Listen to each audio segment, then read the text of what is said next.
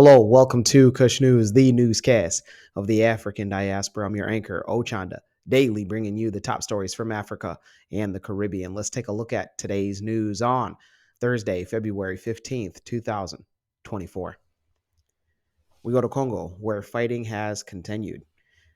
Two South African soldiers were killed and three wounded during a military strike in the DRC, according to the South African military. So far, South Africa's mission to help bring peace and security to the Eastern DRC has gotten off to a rough start. This comes immediately after the South African government announced that they would send 2,900 soldiers to the Central African country. The South African National Defense Force on Thursday said that two of its soldiers had been killed in a mortar strike near the city of Goma. DRC has been dealing with trying to contain armed militias. The M23 rebel group has managed to capture large parts of North Kivu since reemerging back in 2022, causing hundreds of thousands of people to flee. The South African National Defense Force said that three more soldiers were injured in the attack and have been receiving treatment at a nearby hospital. Fighting has intensified in the DRC in recent days with anti-Western sentiment by locals. Social media videos have surfaced showing protests in the capital of Kinshasa, where protesters are seen burning American and Belgian flags near those embassies. As news comes in, Kush News will continue to keep you aware. Those in Congo, let us know your thoughts on the escalating situation. Let us know where you think that this is going. Let's go to South Africa, where they respond to Israel's allegations.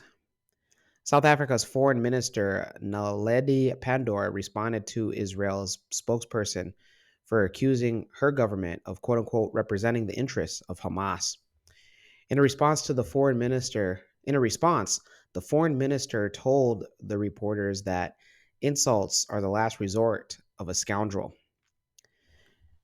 The foreign minister of South Africa, who is in Ethiopia to attend the African Union summit, said that the international community had a responsibility to bring the Israel-Gaza conflict to an end. She added that the world needs to prepare for a two-state solution. Relations between Israel and South Africa have been tense since South Africa filed a case against Israel at the International Court of Justice, accusing Israel of committing genocide in Gaza. The ICJ ruled that Israel should do everything in its power to avoid killing Palestinians, and they should address the humanitarian situation. Following the order, South Africa made an urgent request to the ICJ to consider whether Israel risks breaching the court orders. Israel and Hamas have been at war since October 7th of last year, and since fighting began, more than 27,000 Palestinians have been killed, mainly women and children. Those in South Africa, let us know on your thoughts on the war of words between your guys' country and Israel. Let's go to Kenya, where a science teacher is looking to set a world record. Kenyan science teacher Rose Tata Wekesa appears to have broken the world record for the longest nonstop science lesson. The classroom laboratory in the Kenyan capital of Nairobi erupted into loud cheers as the clock reached 50 hours. But Miss Wekesa was not finished and has pressed on beyond the 50-hour target. The record will now need to be verified by officials. Professor Wekesa is a biology and chemistry teacher at St. Austin's Academy, an international school in Nairobi. Last month, she told reporters that she was doing the challenge because she wanted to, quote unquote, show the doable and interesting side of science. Those in Kenya, let us know on if you were paying attention. I know that at the time of this recording, the clock is still continuing, so she may still be giving lessons. Let us know if you have been paying attention. Also, for my science buffs, let me give you guys a little joke. What did the limestone say to the geologists? Don't take me for granted. Let's go to the Caribbean and end it there. We go to the Bahamas, where the prime minister is requesting local news to refrain from having the country in a bad light. Prime Minister of the Bahamas, Philip Davis, is urging the local media to keep crime off the front pages amid concerns that the tourist sector could be severely affected. The U.S. Embassy has issued a security alert on crime in the Bahamas, and the subsequent international reporting has highlighted the situation. Prime Minister Davis has said that a plan of action is underway, with the government preparing to launch an aggressive campaign to promote and protect the country's reputation, namely going out and seeking the individuals and punishing them to the fullest extent. The Bahamas has recorded 25 murders this year so far, with police saying that many of the murders are gang related. Prime Minister Davis has urged the press to understand their role in maintaining the country's reputation, saying that other countries give less coverage of certain crimes than the local media. Those in the Bahamas, let us know on how you're reacting to the Prime Minister's statements. Do you feel that it's true, that it shouldn't be as highlighted, or do you feel that that the journalists do have a job? When we come back, we'll have today's African proverb of the day. Don't go anywhere.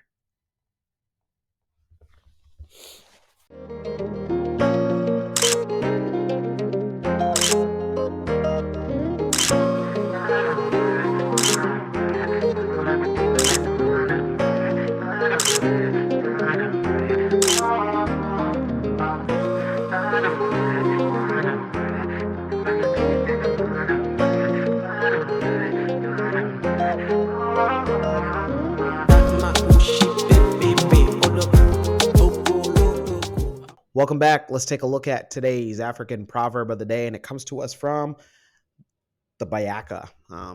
Not sure if I've ever heard of this ethnic group. Please let me know in the comments below if you are of Bayaka. I want to hear directly from you. And it reads, an abundance of food at your neighbor's will not satisfy your hunger. Once again, an abundance of food at your neighbor's will not satisfy your hunger.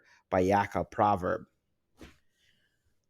What this means is translating that whatever somebody that you may know, whether your neighbor or not, or what they might have for them doesn't necessarily affect you.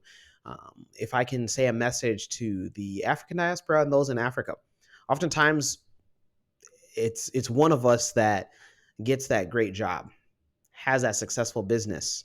It gets put on by our hobbies or passions. Hey, we become the top actor of our nation. Hey, the top musician, the top athlete. It's really, really tough, but you need to have a stance. And those that I want to have this message is that your friend, your family member doesn't owe you anything. What?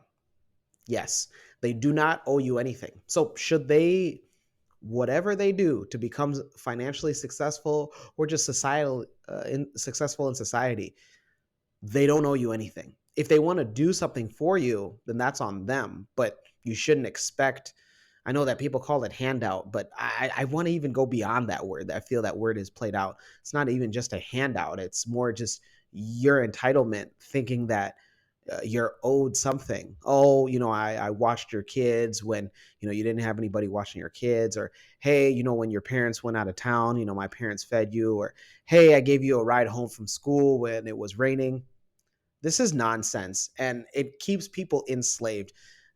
Gaslighting, it doesn't help anybody, and especially the person who is committing the gaslighting. It hurts you because now that other person that you're trying to have a guilt trip for now knows you to be, for lack of a better term, shady, because now you will just use something that happened 10 years ago against them to try to get whatever interest that you may have. Cut it out. Let me know your interpretation of today's African proverb of the day, as well as your thoughts, views, questions, comments, and concerns on the top stories. Don't forget to hit that like button. Make it your best friend. For Kush News on Kush Convos TV, I'm Ochanda. We'll see you soon.